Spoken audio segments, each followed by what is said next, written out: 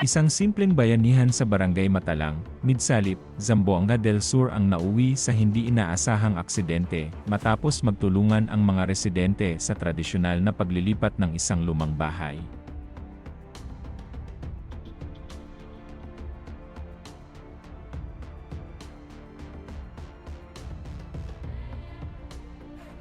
Sa gitna ng sama-samang pagbubuhat at pag-usad ng bahay, biglang bumigay ang ilang haligi na dapat sanay sumuporta sa estruktura, dahilan upang mawalan ito ng balanse at magdulot ng insidente.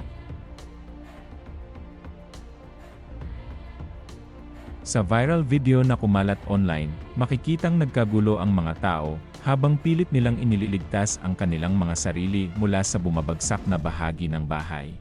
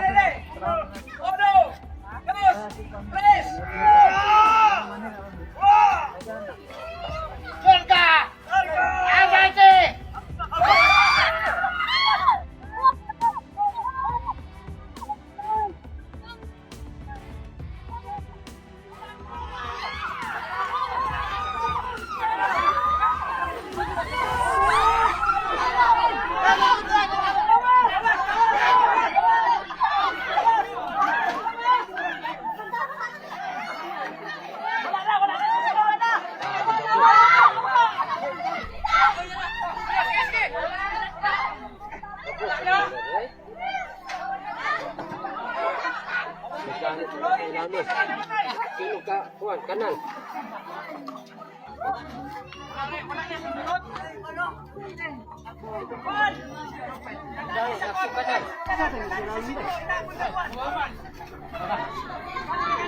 Apat na individual ang nasugatan at agad na dinala sa pagamutan upang mabigyan ng lunas, habang ang iba naman ay nagtamo ng minor na galos at pinsala.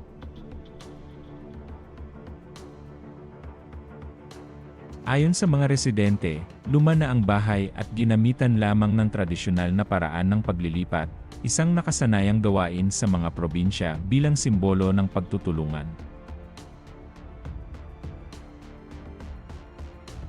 Ngunit sa pagkakataong ito, ang magandang layunin ng pagkakaisa ay nauwi sa kapahamakan. Sa kasalukuyan, patuloy pang iniimbestigahan ang buong pangyayari upang malaman ang eksaktong sanhi ng pagbagsak at maiwasan ang kahalintulad na insidente sa hinaharap.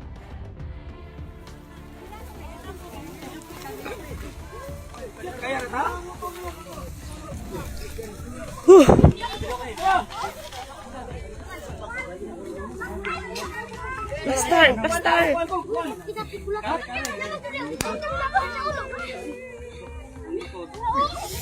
Diyan si Inday mahilak naman sa yapag.